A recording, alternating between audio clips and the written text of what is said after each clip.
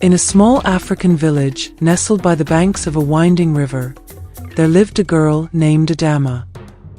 She was known far and wide for her breathtaking beauty, her graceful demeanor, and her sharp wit. Her name meant a beautiful daughter, and she was the pride of the village.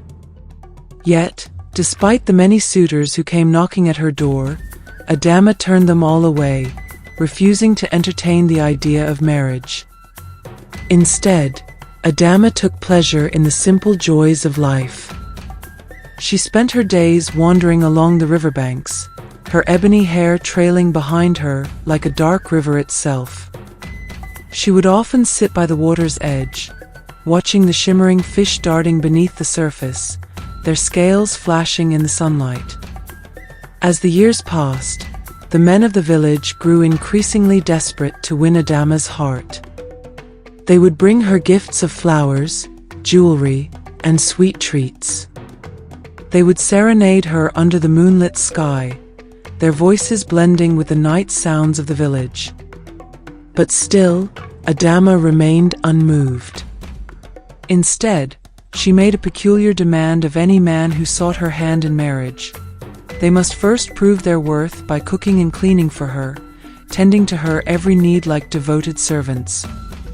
Many tried to win her over with their culinary skills and their prowess with a broom, but none succeeded. Each man who tried found himself exhausted by the endless tasks and ultimately left, defeated and humiliated. Adama's refusal to marry puzzled the villagers, but they dared not question her. She was as stubborn as she was beautiful, and her will was as unyielding as the mighty river that flowed through their village. One day, as Adama sat by the river, she noticed a particularly large and majestic fish swimming close to the shore. Its scales sparkled like precious gems, and its eyes seemed to gaze at her with an intelligence far beyond that of any ordinary fish.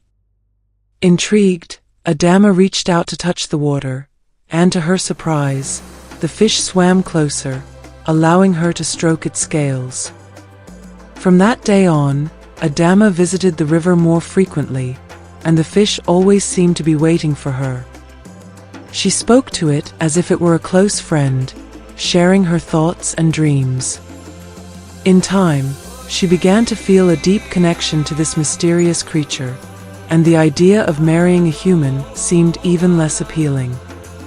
One evening, as the sun set and painted the sky in hues of orange and pink, Adama made a startling announcement to the village. "I have decided to marry," she declared, her voice ringing clear and confident. The villagers, especially the men, were astounded and excited, thinking perhaps one of them had finally won her over. But Adama continued, "I will marry the fish in the river." The villagers were shocked and confused. How could a girl marry a fish? They tried to dissuade her, but Adama's mind was made up. She believed that the fish was no ordinary creature, but a spirit in disguise, a divine being who had captured her heart. As preparations for the unusual wedding began, Adama fell ill. Her once vibrant complexion faded, and a foul odor emanated from her body that made it unbearable for anyone to come near her. The villagers whispered that she had angered the gods with her defiance, and now they were punishing her for her pride. As Adama lay weak and helpless, a vision came to her in a fevered dream. She saw a figure emerging from the depths of the river, its form shifting and shimmering like the water itself. It was Mwamba, the river god, and he had come to her in her hour of need. Mwamba revealed to Adama that he had been watching her all along, admiring her strength and independence.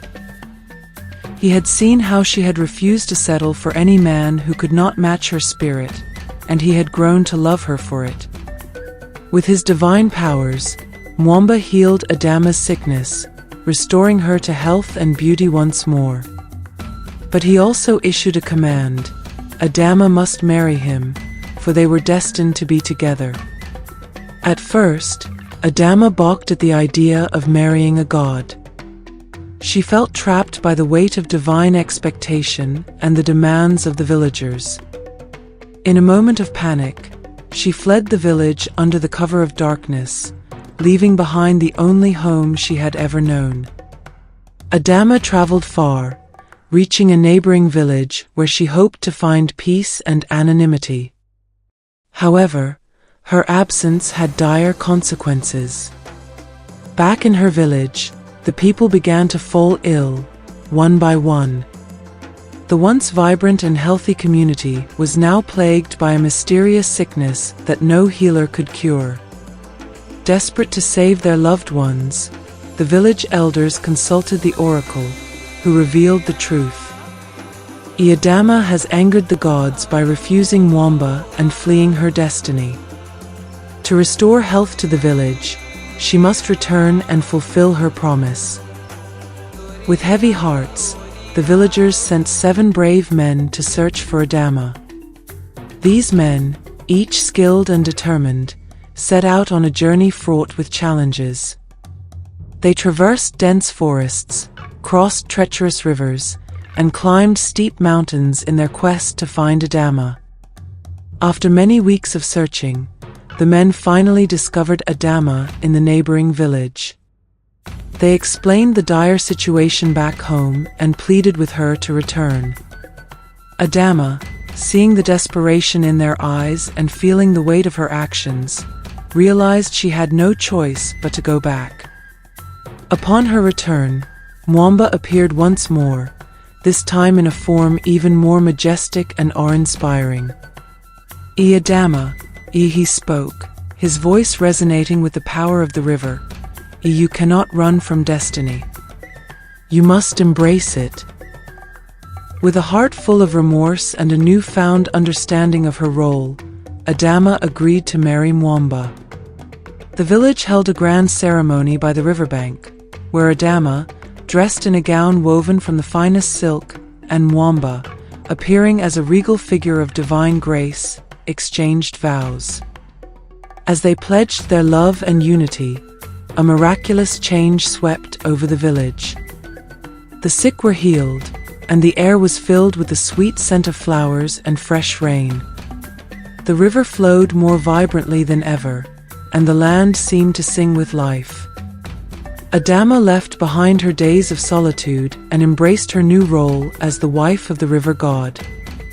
Together, they ruled over the waters and the land, their love enduring for all eternity. Though the men of the village mourned the loss of their beloved Adama, they could not help but feel a sense of awe and wonder at the mysterious ways of the gods. The story of Adama and Mwamba became a legend, a tale of love that transcended the ordinary and touched the divine.